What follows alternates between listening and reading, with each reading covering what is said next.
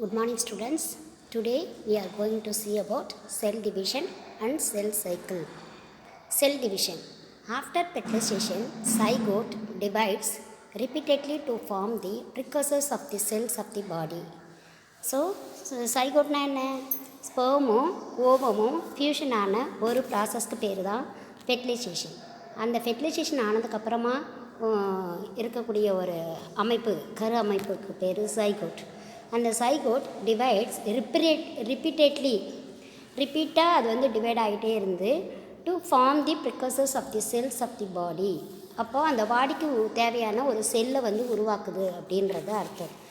After fertilization zygote divides repeatedly to form the precursors of the cells of the body. The process of cell division and cell death has to take place in a regulated manner so as to maintain the proper functioning of an individual. ஒவ்வொரு இண்டிவிஜுவலுக்கும் அந்த ப்ராப்பராக ஒரு function நடக்குது அப்படின்னா அந்த ஃபங்க்ஷனை maintain பண்ணக்கூடிய ஒரு ஆக்டிவிட்டியை செய்யக்கூடியது தான் செல். அப்போ அந்த செல் தேவை அப்படின்னா நியூ செல் ஃபார்ம் ஆகிட்டே இருக்கும். அப்போது நியூ செல் ஃபார்ம் ஆகணுன்னா செல் டிவிஷன் ஒன்று நடக்கணும், செல் டெத்துன்னு ஒன்று நடக்கணும். அந்த செல் வந்து பிரேக் டவுன் ஆகி ரெண்டாக பிரிஞ்சு இன்னொரு செல் நியூவாக ஃபார்ம் ஆகணும். அப்போது அது ரெகுலேட்டட் மேனரில் வந்து அந்த செல் டிவிஷனும் செல் டெத்தும் நடந்துகிட்டே இருக்குது அப்படின்னா நடந்துகிட்டே இருந்தால் மட்டும்தான் அந்த இண்டிவிஜுவலோட ப்ராப்பர் ஆல் ஆர்கன் சிஸ்டம்ஸ் வந்து கரெக்டான ஒரு ஃபங்க்ஷனிங்கை செய்கிறதுக்கு இந்த cell division important. Cell division is of 2 types of namely mitosis and meiosis. So நீங்கள் ப்ளஸ் 2ல் படிச்சிருப்பீங்க மைட்டாசிஸ்னால் என்ன, மியாசிஸ்னால் என்ன, பிளான்ட் செல்லில் எது இருக்கும், அனிமல் செல்லில் எது இருக்கும் அப்படின்றத நீங்கள் படிச்சிருப்பீங்க. ஸோ 2 types ஆஃப் டிவிஷன் நடக்குது, mitosis and meiosis.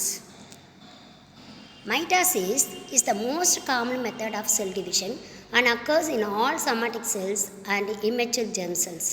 Immature germ cells means அந்த ஃபீட்டஸ் zygote ஃபார்ம் ஆன பிறகு செல் டிவிஷன் ஆகுதுன்னு சொன்னோம் இல்லையா. ஸோ அந்த இடத்துல நடக்கக்கூடிய டிவிஷனும் செல் டிவிஷன்ன்றது மைட்டாசிஸ் அப்படின்ற ஒரு ப்ராசஸ் தான்.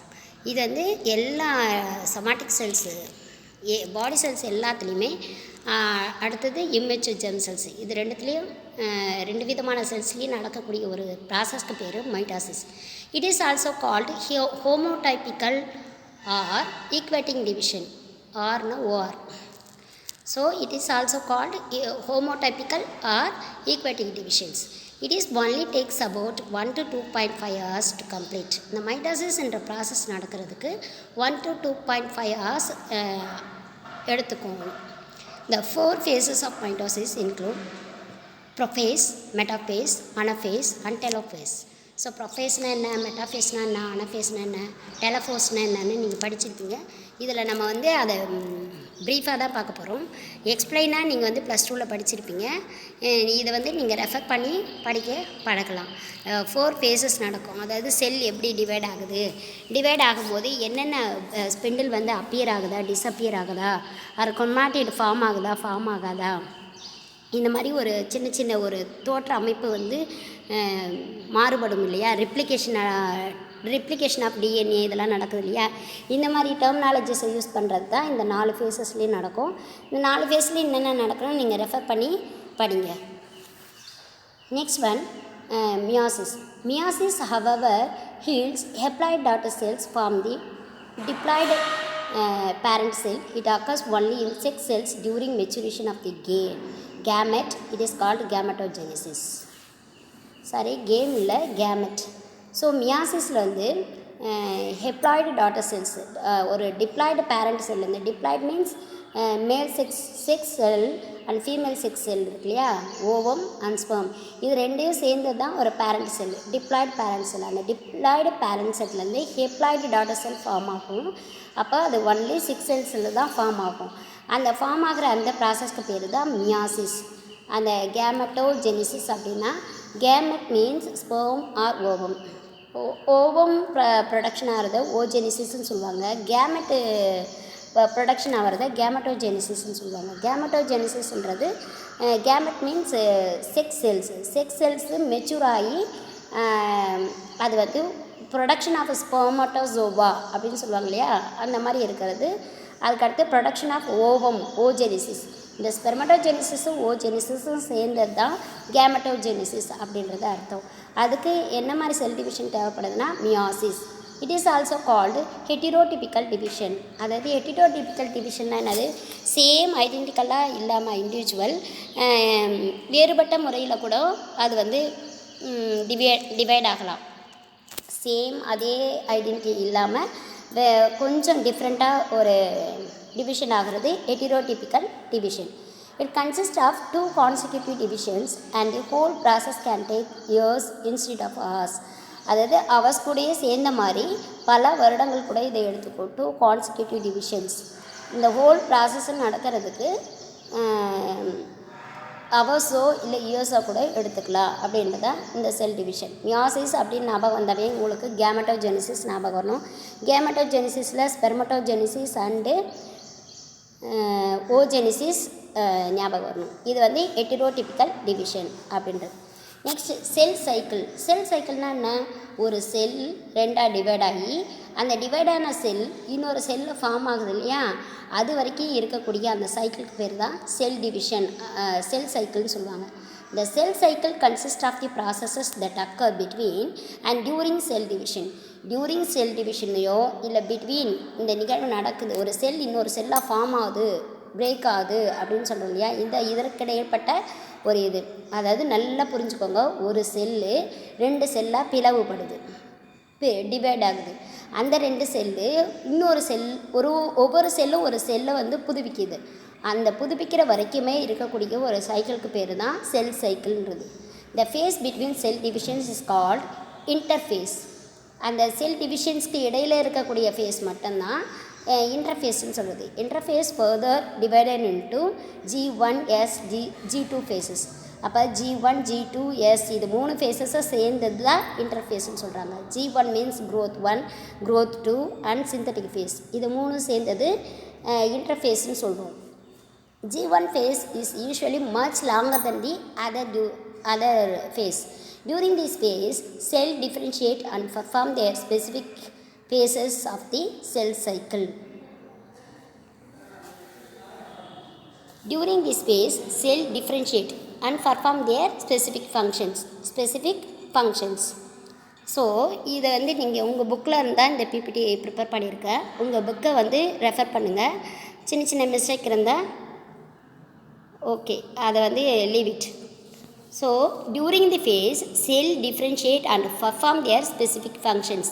இந்த இன்டர்ஃபேஸ்ன்றப்போ தான் செல் டிஃப்ரென்ஷியேட் ஆகும் அண்டு அதனோட ஸ்பெசிஃபிக் ஃபங்க்ஷனை வந்து பர்ஃபார்ம் பண்ணும்.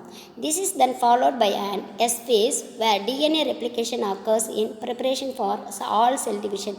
அதாவது செல் டிவிஷனுக்கு அந்த டிஎன்ஏ ரெப்ளிகேஷன் ஆகணும். ரெப்ளிகேஷன் ஆகிறது வந்து இந்த எஸ் ஃபேஸ்க்கு அப்புறமா நடக்கக்கூடியது தான்.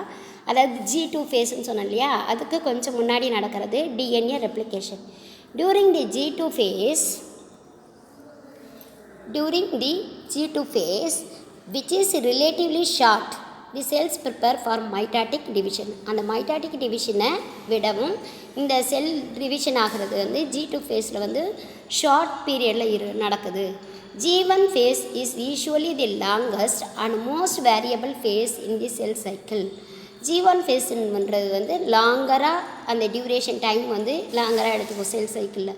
G2 மட்டும்தான் ஷார்ட்டர் பீரியடாக இருக்கும். The other phases are usually shorter and more constant in duration.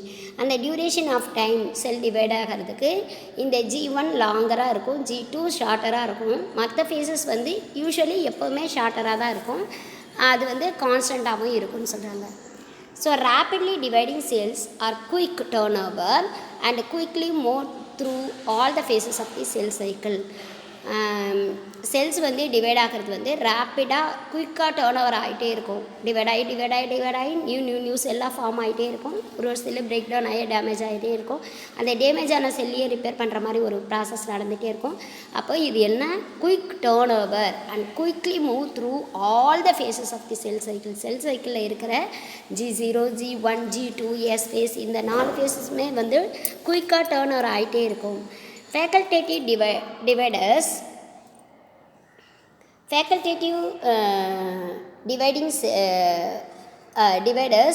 such as hepatocytes அந்த டிவைடர் ஆக எல்லா செல்லும் hepatocytes enter a protracted G0 phase, enter mitosis and enter back into the cell cycle only when there is a need to do so, such as after liver injury.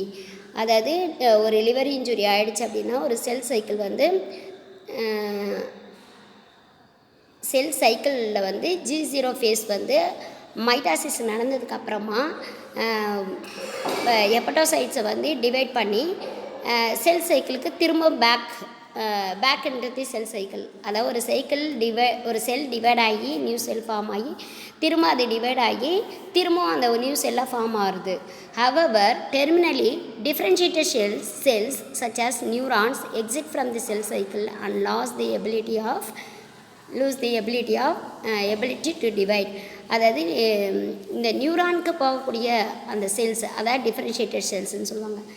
டிஃப்ரெண்ட்டாக இருக்கக்கூடிய அந்த neurons அந்த cells மட்டும் nervous செல்னு சொல்லுவாங்க இல்லையா, அந்த cell exit from the cell சைக்கிள்லேருந்து exit ஆகி அதனோட செயலை வந்து அது லூஸ் பண்ணிக்கிறது, செல் டிவிஷன் ஆகிற எபிலிட்டியை வந்து குறைச்சிக்கிறது.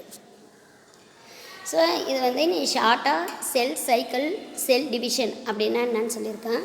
நீங்கள் உங்கள் புக்கை எடுத்துக்கிட்டு உங்கள் புக்கில் இருக்கிற பிக்சரை பாருங்கள். Schematic representation of meiosis mitosis அந்த மாதிரி 2 ப்ராசஸ் கொடுத்துருப்பாங்க. Comparison between mitosis and meiosis கொடுத்துருப்பாங்க. பிக்சரை இதில் போட முடியல, நீங்கள் புக்கில் பார்த்துக்கோங்க. மைட்டாசிஸில் நீங்கள் பாருங்கள், மியாசிஸ்லேயும் நீங்கள் பாருங்கள். ஸோ எப்படி ப்ராசஸ் நடந்து ரெண்டு செல்லு வந்து ரெண்டாக தனியாக பிரியுது. அதில் இடைப்பட்ட ஒரு இணைப்பு இருக்குது, அந்த இணைப்பு திரும்ப பிரிஞ்சு ரெண்டாக தனியாக பிரியுது பாரு, அது மைட்டாட்டிக் டிவிஷன். மியாசிஸ் டிவிஷனில் நீங்கள் பாருங்கள், அதே ரெண்டு டிஃப்ரென்ஷியேட்டட் செல்லாக ஃபார்ம் ஆகுது இல்லையா, இது வந்து ஐடென்டிக்கலாக வருது, இது வந்து டிஃப்ரென்ஷியேட்டடாக வர்றது மியாசிஸ். அதுதான் கேமட்டோஜெனிசிஸில் நடக்கக்கூடிய ஒரு செல் டிவிஷன் தான் மியாசிஸ். ஸோ இதை நீங்கள் வந்து புக்கில் பார்த்து படிச்சிங்கன்னா புரிஞ்சிடும். உங்கள் புக்கில் ஷார்ட்டாக தான் இருக்குது, நானும் ஷார்ட்டாக தான் சொல்லியிருக்கேன், நீங்கள் வந்து படிக்க முடியும், உங்களால் படிச்சிருங்க. ஸோ நெக்ஸ்ட் ஒன் வந்து இந்த நம்ம ப்ரீவியஸ் கிளாஸில் பார்த்த அந்த செல் ஸ்ட்ரக்சரோட கண்டினியூஷன் தான் இந்த செல் டிவிஷனும் செல் சைக்கிளும். இதில் வந்து அப்ளைடு அனாட்டமி, ஒவ்வொரு யூனிட்லேயும் நம்ம அப்ளைடு அனாட்டமி நம்ம படிப்போம். ஸோ அப்ளைடு அனாட்டமினா அதில் ஒரு கிளினிக்கலாக அந்த செல்லில் என்னெல்லாம் ஒரு அப்நார்மல் வரும் அப்படின்றத பற்றி படிக்கிறது தான். எந்த டிசீஸ் கண்டிஷனில் இந்த மாதிரி செல்ஸ் வந்து ஒரு செல் டிவிஷன் சரியாக நடக்காதால இல்லை ஃபார்மேஷன் சரியாக நடக்கல, அந்த ஃபேஸஸ் வந்து லாங் ஷார்ட்டர் அந்த மாதிரி நடக்காமல் வேறு மாதிரி நடந்ததுன்னா அதில் ஒரு எனி சேஞ்சஸ் நடக்கும், அது பேர் தான் அப்ளைடு அனாட்டமி, அப்நார்மாலிட்டிஸ்னு அர்த்தம். Pathologies affecting different organ system cause specific signs and symptoms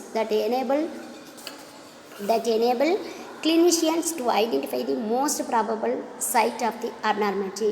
அதாவது ஏதாவது ஒரு ஸ்பெசிஃபிக் சைன்ஸ் அண்ட் சிம்டம்ஸ் ஒரு பேஷண்ட்டுக்கு வருது அப்படின்னா ஏதோ ஒரு ஆர்கன் சிஸ்டத்தில் அஃபெக்ட் ஆகிருக்கு, ஏதோ ஒரு நோய் தாக்கியிருக்கு, இல்லை நோய் கிருமி தாக்கியிருக்கு, இல்லை செல்லோட அதனோட ஜெனட்டிக்கலாகவே ஏதோ ஒரு ப்ராப்ளம் இருக்குது அப்படின்னு ஐடென்டிஃபை பண்ணுறதுக்கு இந்த பெத்தாலஜிஸ்ட் வந்து என்ன ஆர்கன் சிஸ்டம் பாதிக்கப்பட்டிருக்குன்னு ஐடென்டிஃபை பண்ணுவாங்க.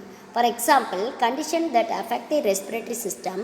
இப்போ ரெஸ்பிரேட்டரி சிஸ்டத்தில் ஏதோ ஒரு இன்ஃபெக்ஷனோ இல்லை சம் இன்ஜுரியோ ஏதோ ஒன்று ஆயிருக்கு அப்படின்னு சொன்னால் அவங்களுக்கு கண்டிப்பாக ப்ரீத்திங் டிஃபிகல்ட்டியும் அந்த காஃபும் வரும். அப்போது ரெஸ்பிரேட்டரி சிஸ்டம்ன்ற ஆர்கன் சிஸ்டத்தை அது பாதிக்கப்பட வச்சுருக்கு, அதனால் இந்த சிம்டம் இருக்குது. இந்த டிஸ்டர்பன்ஸ் இப்போ ஒரு வேறு எக்ஸாம்பிள் பார்த்திங்கன்னா ஒரு டைஜஸ்டிவ் சிஸ்டத்தில் ஒரு டயரியா இல்லை கான்ஸ்டிபேஷன் ஆகுது அப்படின்னு சொன்னால் அந்த ஆர்கன் சிஸ்டத்தில் சம் ப்ராப்ளம் இருக்குது அப்படின்னு அர்த்தம். அப்போ எந்தெந்த சிஸ்டத்தில் என்ன மாதிரி சைன்ஸ் அண்ட் சிம்டம்ஸ் வருது அப்படின்னு கண்டுபிடிக்கிறது தான் இந்த applied anatomy. Next one, the normal organization of the tissues in organs is disturbed in diseases. ஒரு டிசீஸ் ஃபார்ம் ஆகுது, ஒரு டிசீஸ் உருவாகுது அப்படின்னு சொன்னால் அந்த டிசீஸால் கண்டிப்பாக ஒரு ஆர்கன் சிஸ்டமோ இல்லை ஒரு டிஷ்யூவோ இல்லை ஒரு ஆர்கனோ கண்டிப்பாக அந்த இடத்துல பாதிக்கப்படுது, அந்த டிஸ்டர்ப் ஆகுதுன்னு அர்த்தம். This study of tissue abnormalities is called pathology. Tissue அப்படின்னு இல்லை, ஆர்கனோ டிஷ்யூவோ செல்லோ ஏதோ ஒன்று அப்நார்மாலிட்டிஸாக இருக்கிறத பற்றி படிக்கிறதுக்கு பேர் தான் பெத்தாலஜி. அதாவது நார்மலாக இல்லாமல் அப்நார்மல் கண்டிஷனில் இருக்குது அப்படின்றத நம்ம அதை பற்றி ரிசர்ச் பண்ணி படிக்கிறாங்க இல்லையா, அது பேர் பெத்தாலஜி. எந்த காரணத்தால் இந்த டிசீஸ் வந்திருக்கும், ஏன் இந்த ஆர்கனோட ஃபங்க்ஷனை சரியாக செய்யலை, ஏன் இந்த டைமுக்கு பண்ணலை அப்படின்னு கண்டுபிடிக்கிறாங்க இல்லையா, அதுதான். Next, specific cells may be affected by specific diseases processes. ஒரு ஸ்பெசிஃபிக் செல் வந்து மேபி அஃபெக்ட் ஆச்சுன்னா அந்த ஸ்பெசிஃபிக் டிசீஸ் ப்ராசஸும் ஆகுதுன்னு அர்த்தம். ஃபார் எக்ஸாம்பிள், இன் மலேரியா இந்த red blood cells show pathological changes. நீங்கள் பெத்தாலஜிக்கல் சேஞ்சஸ் மீன்ஸ் அந்த செல்லில் எதோ அப்நார்மல் இருக்கா, இல்லை அதனோட ஃபார்மேஷன், இல்லை அதனோட இதில் வந்து ஏதாவது குறைபாடு இருக்கா அப்படின்னு பார்க்கும்போது, ஃபார் எக்ஸாம்பிள் நீங்கள் மலேரியான்ற ஒரு பேஷண்ட்டுக்கு பிளட் செல் எடுத்து நீங்கள் ரிசர்ச் பண்ணிங்கன்னா அந்த ரெட் பிளட் செல்ஸில் வந்து அதனோட நார்மலான ரெட் பிளட் செல்ஸ் எப்படி இருக்குமோ அந்த ஷேப்பில், அந்த ஒரு டென்ஸில் அது இருக்காது. அப்போ சம் சேஞ்சஸ் இருக்கும் அப்படின்றத அதில் பார்க்க முடியும். Next, stem cell research has shown the ability of certain embryonic cells to develop into specific tissue types under special circumstances. Stem cell research கேள்விப்பட்டிருக்கீங்களா? ஸ்டெம் செல் மீன்ஸ் இப்போ ஒரு பேபி டெலிவர்ட் ஆகிடுச்சு, delivered ஆன பிறகு ஒரு அம்பிளிக்கஸை நீங்கள் அதிலே விடுறீங்க தெரியுங்களா? அந்த அம்பிளிக்கஸில் இருக்கிற அம்பிளிக்கஸை வந்து நம்ம பாதுகாத்து அதை வந்து ரொம்ப நாள் ஸ்டோர் பண்ணி வைக்க முடியும். அதுலேருந்து ரிசர்ச் பண்ணுறது தான் ஸ்டெம் செல் ரிசர்ச். ஸோ அது ஜெனட்டிக்கலி ஏதாவது ப்ராப்ளம் வருமா அப்படின்னு பார்க்குறது. எம்ப்ரியானிக் செல்ஸ்ன்னு சொல்லுவாங்க அதை. அதாவது ஒரு டிஷ்யூ, ஒரு அந்த ஃபீட்டஸே ஃபார்ம் ஆகிறதுக்கு ஹெல்ப்பாக இருக்கிறது அந்த ஸ்டெம் செல் தான். அந்த ஸ்டெம் செல் பேபி வந்த பிறகும் அந்த அம்பிளிக்கல் கார்டில் இருக்கும். நீங்கள் முன்னாடிலாம் பார்த்துருப்பீங்க, அம்பிளிக்கஸை வந்து அதாவது தொப்புள் கொடி அருந்துருச்சு, தொப்புள் கொடி விழுந்துருச்சுன்னு சொல்லுவாங்க பாரு. அந்த விழுந்ததை எடுத்து ஒரு சிலர் அதை பாதுகாத்து வைப்பாங்க. அதை பாதுகாத்து வச்சு கீழேயும் போடுவாங்க, இல்லை அப்படியே கூட வச்சுருப்பாங்க. அந்த ஸ்டெம் செல்லையே வச்சு அந்த பேபிக்கு ஏதாவது ஃப்யூச்சரில் ஏதாவது டிசீஸ் கண்டிஷன், அதாவது செல்லில் ஏதாவது ஒரு ப்ராப்ளம் அப்படின்னு சொன்னால் ஸ்டெம் செல்லில் ரிசர்ச் பண்ணி அதில் ஒரு மாடிஃபிகேஷன், அதாவது அதனாலே கூட ஒரு ட்ரீட்மெண்ட் கொடுக்க முடியும் அப்படின்றது ஒன்று இருக்குது. தெரிஞ்சுக்கோங்க. அதை பற்றி நீங்கள் ரெஃபர் பண்ணணுன்னா பண்ணுங்கள். ஸ்டெம் செல்னால் என்ன, ஸ்டெம் செல் எதுக்கு யூஸ் ஆகுது, இதில் வந்து கரெக்ஷன் ஆஃப் மற்ற ஜெனட்டிக் இதுவாக பண்ண முடியுமா அப்நார்மலிட்டிஸை அப்படின்னு நீங்கள் பாருங்கள். This approach holds promise in developing therapies for diseases such as Parkinson disease. அதாவது பார்க்கின்சன் டிசீஸ்னால் என்னென்னு பாருங்கள். அந்த பார்க்கின்சன் டிசீஸ் அப்படின்றது செல்லோட அப்நார்மாலிட்டிஸால் வரக்கூடியது தான். அப்போது பிரெயினில் இருக்கக்கூடிய ஒரு ஸ்பெசிஃபிக் செல்ஸ், முக்கியமாக நீங்கள் பார்த்தீங்கன்னா பிரெயின் சொன்ன ஞாபகம் வந்தாவே நீங்கள் நியூரான் தான் ஞாபகம் வரும். அப்போ அந்த நியூரானில் ஏதோ ஒரு அப்நார்மாலிட்டிஸ் இருக்குது அப்படின்னா அவங்களுக்கு வந்து அந்த பார்க்கின்சன் டிசீஸ்ன்னு ஆகுது. பிரெயின் செல்ஸ் வந்து டேமேஜாக இருக்குது அப்படின்றத அப்ரோச்சை வந்து நம்ம ஸ்டெம் செல் ரிசர்ச்லேயே நம்ம ஐடென்டிஃபை பண்ண முடியும் அப்படின்றதான் இதில் அர்த்தம். இந்த டைப்பிங்கில் சின்ன சின்ன மிஸ்டேக் இருக்கும். இப்போது ஓகே, அதை வந்து நீங்கள் கண்டுக்க வேண்டாம். உங்கள் புக்கில் இருக்கிற இது டாபிக் தான், நீங்கள் வந்து இதை படிச்சுக்கலாம். ஸோ இதுக்கு பின்னாடி நான் எவால்யூஷன் போடுறேன்னா அதை நோட்டில் நீங்கள் எழுதுங்க, படிங்க. செல் அப்படின்னு பார்த்தீங்கன்னா செல் structure and cell cycle and cell division, இதில் அப்ளைடு அனாட்டமி, இவ்வளோ மட்டும்தான் நம்ம இந்த சாப்டரில் பார்த்துருக்கோம்.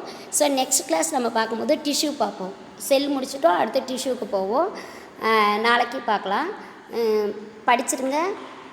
ஏதாவது புரியலைன்னா நீங்கள் கமெண்ட் பாக்ஸில் கேளுங்க. தேங்க்யூ.